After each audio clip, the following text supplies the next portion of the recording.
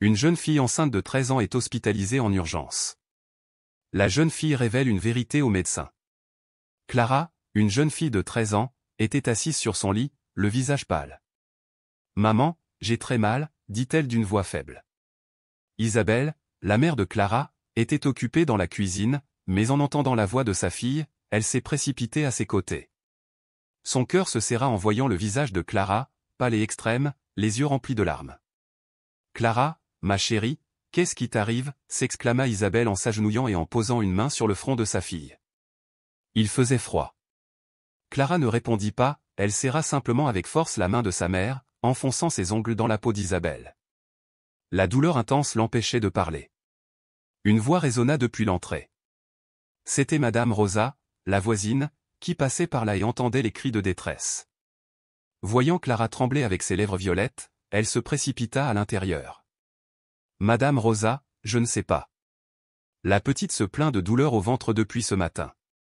Je pensais que c'était juste une indigestion, mais maintenant, mon Dieu, elle n'en peut plus, » dit Isabelle en tremblant en serrant sa fille dans ses bras. « Il faut la conduire immédiatement à l'hôpital » déclara Madame Rosa, résolue et sans hésitation. Isabelle tenta de soulever Clara du lit, mais à peine avait-elle fait un pas que la petite fille commença à convulser violemment avant de s'évanouir dans ses bras. « Clara, Clara, réveille-toi s'il te plaît. » Isabelle a pleuré. Madame Rosa s'est précipitée dehors pour appeler André, un jeune homme qui travaillait dans la boutique voisine. Entendant les cris, il courut vers eux. « Ce qui se passe ?» il a demandé. Madame Rosa a rapidement ordonné, « Prenez votre camion.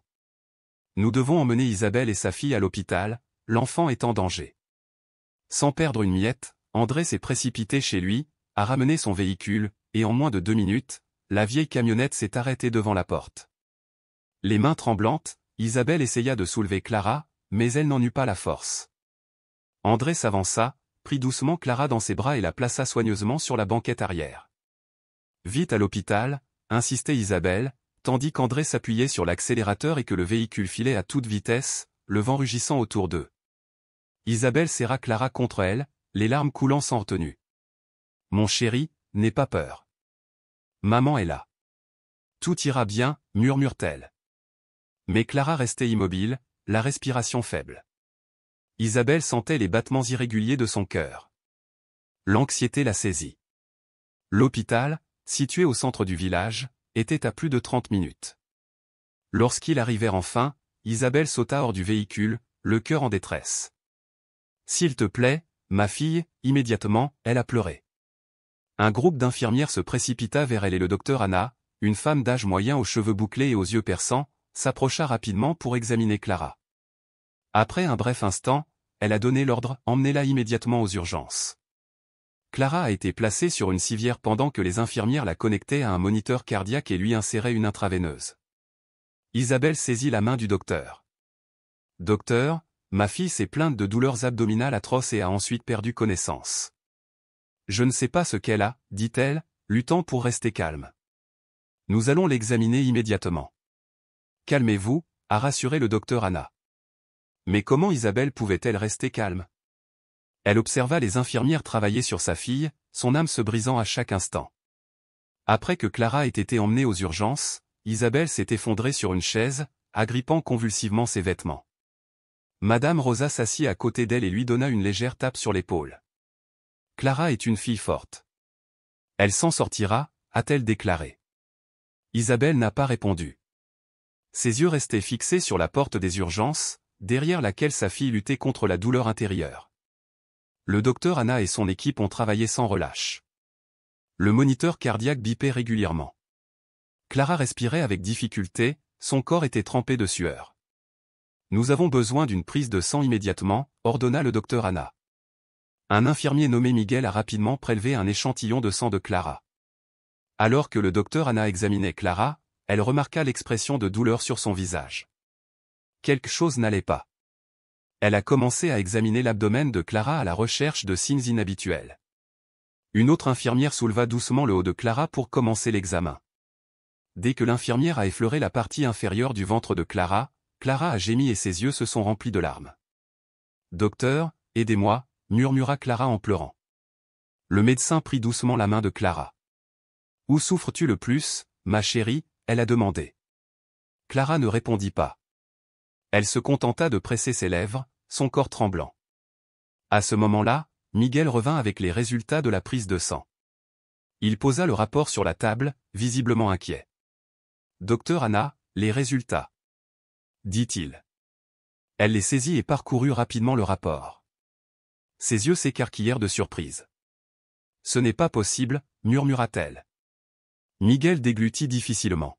« Je pense que nous avons besoin d'une échographie d'urgence, a-t-il déclaré. Le docteur Anna hocha la tête, son inquiétude grandissant. Préparez l'échographe. Nous devons comprendre ce qui arrive à cet enfant, a-t-elle ordonné. Dehors, devant les urgences, Isabelle se leva et serra Madame Rosa dans ses bras. « Oh mon Dieu, je t'en supplie, ne laisse rien arriver à ma fille, a-t-elle crié. Une violente tempête a éclaté, le vent soufflait violemment alors que l'air à l'intérieur des urgences était rempli d'anxiété. L'urgence était devenue oppressante et la lumière blanche illuminait le petit corps de Clara. L'échographe était prêt et l'écran clignotait, affichant des images floues en noir et blanc. Le docteur Anna prit une profonde inspiration et plaça le transducteur sur l'abdomen de Clara. Dès l'apparition de la première image, la pièce entière tomba dans un silence absolu. Miguel, l'infirmière responsable, ouvrit de grands yeux. Une autre infirmière, Valeria, lui a mis la main sur la bouche. « Mon Dieu, murmura-t-elle. » Le docteur Anna essayait de rester calme, mais son cœur battait à tout rompre. Ce qu'elle voyait à l'écran était indiscutable, il n'y avait aucun doute. Clara était enceinte. L'échographie ne pouvait pas être fausse. Un petit fœtus s'était déjà formé à l'intérieur du ventre de cet enfant de 13 ans. Le docteur Anna déglutit difficilement, la gorge sèche. Il ne s'agissait pas seulement d'un cas médical grave, c'était une tragédie. « Il faut prévenir sa mère », demanda Miguel d'une voix tremblante. Le docteur Anna serra le transducteur et prit une profonde inspiration. « Amenez-la, mais je veux d'abord lui parler, » dit-elle. Miguel hocha la tête et sortit immédiatement. Isabelle tremblait encore, en prière. Lorsqu'elle vit Miguel sortir, le visage livide, elle sentit le sol glisser sous ses pieds. « Comment va ma fille ?» elle a demandé. Miguel évitait son regard. « Le docteur Anna veut vous parler, » dit-il doucement. Sans hésiter, Isabelle se précipita à l'intérieur. Lorsqu'elle vit Clara toujours allongée, les yeux fermés, elle poussa un soupir de soulagement. Mais lorsqu'elle croisa le regard sérieux du docteur Anna, une peur encore plus grande s'empara d'elle. « Docteur, Clara va bien, » dit Isabelle, mais le docteur Anna la regardait intensément. « Madame Isabelle, nous avons trouvé la cause des douleurs abdominales et des saignements de Clara. » Isabelle retint son souffle. « Je vais avoir besoin que vous restiez calme, pour l'amour de Dieu, » dit le docteur Anna, le regard fixé sur Isabelle. Clara est enceinte. Le monde s'est effondré pour Isabelle. Ses yeux s'écarquillèrent infiniment et un bourdonnement assourdissant résonna dans sa tête, comme si quelqu'un venait de l'assommer avec un marteau. « Qu'est-ce que vous avez dit ?» murmura-t-elle. « Clara est enceinte ? » « Non, non, ce n'est pas possible. » Isabelle secouait la tête encore et encore, les larmes jaillissant de ses yeux. « Vous vous trompez, docteur. Clara n'a que 13 ans. Elle ne peut pas l'être. C'est impossible. » Le docteur Anna garda son ton calme. « J'adorerais me tromper, » a-t-elle déclaré, mais ses paroles ont confirmé une vérité dévastatrice. Les résultats étaient irréfutables. Isabelle recula, les mains agrippées à sa tête. « Mais ce n'est pas possible. Ce n'est pas possible. » Elle s'effondra sur une chaise, son corps tremblant de façon incontrôlable. De la porte, Madame Rosa entra précipitamment, alarmée par les cris d'Isabelle. « Ce qui se passe ?» elle a demandé. Isabelle la regarda, le visage pâle, strié de larmes. « Le docteur » a dit. Isabelle inspira brusquement, luttant pour finir sa phrase. « Claire. » Madame Rosa se figea, incapable de prononcer un mot, et resta là, sous le choc.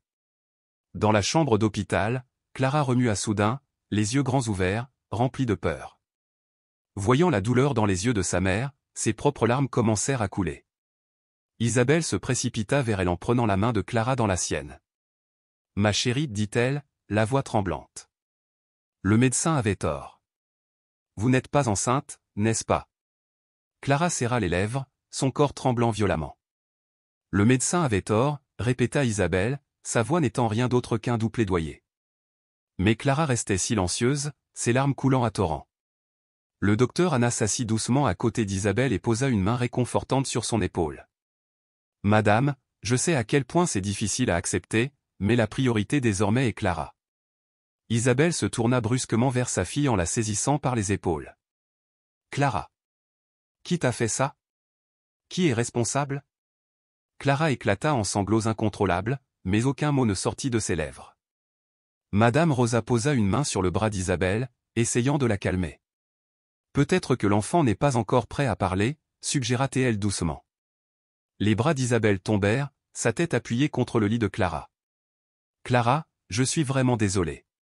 Désolée de ne pas t'avoir protégée, murmura-t-elle, la voix pleine de douleur. La pièce était remplie de tristesse, l'air lourd de désespoir. Clara serra fermement le drap du lit, tremblant alors qu'elle était recroquevillée. Le docteur Anna s'est tourné vers Miguel et lui a dit calmement « Appelez la police ». Miguel hocha la tête et sortit précipitamment de la pièce.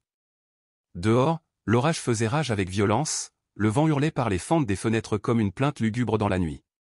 L'air lourd et glacial se pressait contre les fenêtres de l'hôpital et l'atmosphère de la pièce était suffocante. Chaque respiration semblait peser sur la poitrine d'Isabelle alors qu'elle était assise à côté de Clara, l'expression vide, toujours incapable de saisir l'horrible réalité de la situation. Soudain, la porte de la pièce s'ouvrit et une voix masculine ferme rompit le silence. « Bonsoir. Je suis le sergent Ravier Montoya.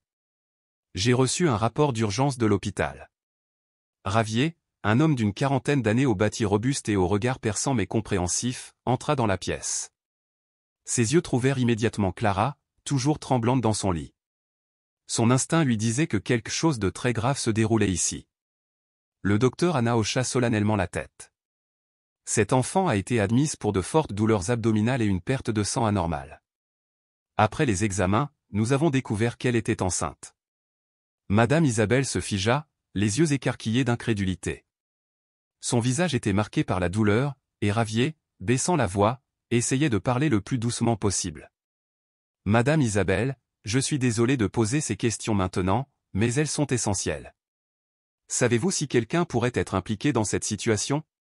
Isabelle ouvrit la bouche, mais aucun son n'en sortit. Ravier se tourna vers Clara. « Clara, peux-tu me dire qui t'a fait ça ?» Clara, tremblante, se couvrit du drap, sa respiration devenant irrégulière. Ravier échangea un regard avec le docteur Anna. Il savait que Clara, une enfant de 13 ans ainsi brisée, ne parviendrait pas à parler facilement. À ce moment-là, des pas précipités résonnèrent dans le couloir et la porte de la pièce s'ouvrit brusquement. « Isabelle !»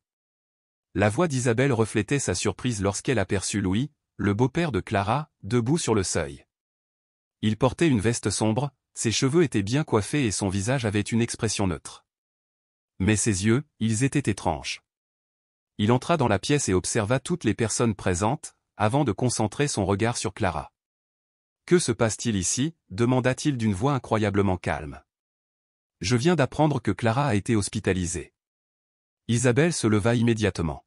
« Louis, le docteur a dit que Clara était enceinte. » Louis haussa un sourcil, feignant la surprise, mais retrouva rapidement son calme. Il secoua la tête avec un soupir exagéré. « Il doit y avoir une erreur. Clara n'est qu'une enfant. Comment cela a-t-il pu arriver ?» Isabelle l'observait attentivement. Quelque chose n'allait pas. Louis semblait bien trop calme pour la gravité de la situation. Sa réaction semblait incroyablement contrôlée. Le docteur Anna fit un pas en avant, la voix ferme. « Les résultats des tests sont précis. Nous avons fait une échographie. Clara est enceinte. » Elle s'arrêta un instant, puis se pencha plus près du lit de Clara, son ton s'adoucissant. « Clara, est-ce que tu nous caches quelque chose ?» Clara se recroquevilla plus fort et tira le drap par-dessus sa tête. Ravier plissa les yeux. « Qui es-tu pour Clara ?» demanda-t-il d'une voix délibérément formelle pour créer de la distance. Louis se tourna, se forçant à sourire. « Je suis son beau-père. »